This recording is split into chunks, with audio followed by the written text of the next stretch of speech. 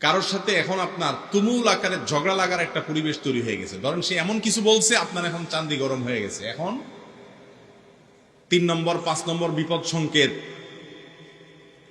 হয়ে গেছে, কিন্তু এর পরেও আপনি তার সাথে ঝামেলায় গেলেন না। ঝগড়া করার সুযোগ আছে, সে উল্টাপাল্টা বলতেছে, তারপর আপনি সবর করে হজম করে নিজেকে সেখান থেকে সরে গেলেন, কথা বাড়াইলেন না, বুঝেও না বুঝার বান করে থাকলেন। এটা একটা সওয়াবের কাজ। এটা একটা কিসের কাজ ভাই? ভালো কাজ। তো নবী করিম সাল্লাল্লাহু আলাইহি সাল্লাম বলেছেন, আনা যাইমুন বিবাইতিন, আমি ওই ব্যক্তির জন্য ফি ওয়াসতিল জান্নাহ, ওই ব্যক্তির জন্য জান্নাতের সেন্টার পয়েন্টে একটা প্রাসাদের দায়িত্ব নিচ্ছি।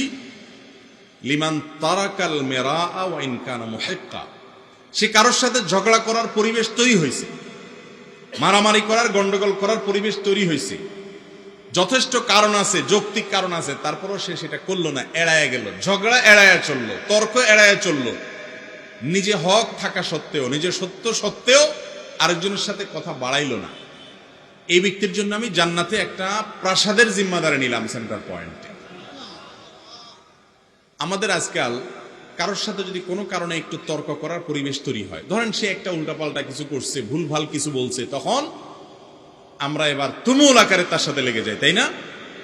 শয়তান আবার সে কাজটা আমাদের সামনে এত সুন্দর কাজে উপস্থাপন করে। শয়তান বলে, দেখছো তুমি কত আপোষহীন, তুমি কত আপোষহীন, দেখছো তুমি মানুষটা কত কত ভালো মানুষ যে তুমি অন্যায় সহ্য করো না। সুবহানাল্লাহ।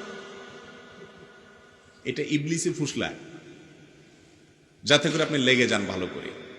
হ্যাঁ, এটা ঠিক, অসৎ কাজের বাধা প্রদান করা ভালো কাজ, সেটা আরেক জিনিস, কিন্তু আপনার সাথে ব্যক্তিগতভাবে একজনের তর্কাতর্কি এখন লেগে যাবে, একটা বিতর্ক বর্ষা লেগে যাবে, গন্ডগোল লেগে যাবে, এরকম মনে হচ্ছে।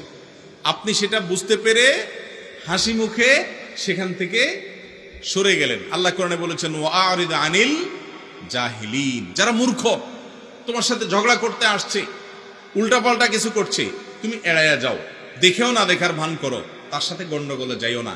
এটা একটা ইবাদত, এটা একটা সওয়াবের কাজ। আপনার সাথে একজনের গন্ডগোল লাগতে নিয়েছে, সবকিছু রেডি হয়ে গেছে, তারপরও আপনি আল্লাহকে খুশি করার জন্য, সে উল্টাপাল্টা বলতেছে, তারপরও আপনি দেখলেন যে কথা বললে এখানে বাড়বে, আমি বাড়াইলাম না, সরে আসলাম। এই যে কাজটা করলেন আপনি, সাথে সাথে একটা ইবাদত আপনি করলেন, নেকামল করলেন, সাধারণ ইবাদত না, যেই নেকামলের কারণে নবী করিম সাল্লাল্লাহু আলাইহি সাল্লাম আপনার জান্নাতের দায়িত্ব নিচ্ছেন। চেষ্টা করব না আমরা ইনশাআল্লাহ। আমরা যদি এইভাবে চেষ্টা করি, তাহলে আমাদের সমাজে গন্ডগোল, ফাসাদ, হানাহানি, মারামারি কমবে না বাড়বে?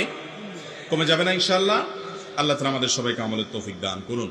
তাহলে এই যে বিতর্ক, বর্ষা, গন্ডগোল, ফাসাদ, তর্কাতর্কি মানুষের সাথে, এগুলো না করে সরে যাওয়া, এটা একটা ভালো কাজ, অথচ এটাকে ভালো কাজ হিসাবে, ইবাদত হিসাবে আমরা জানি না।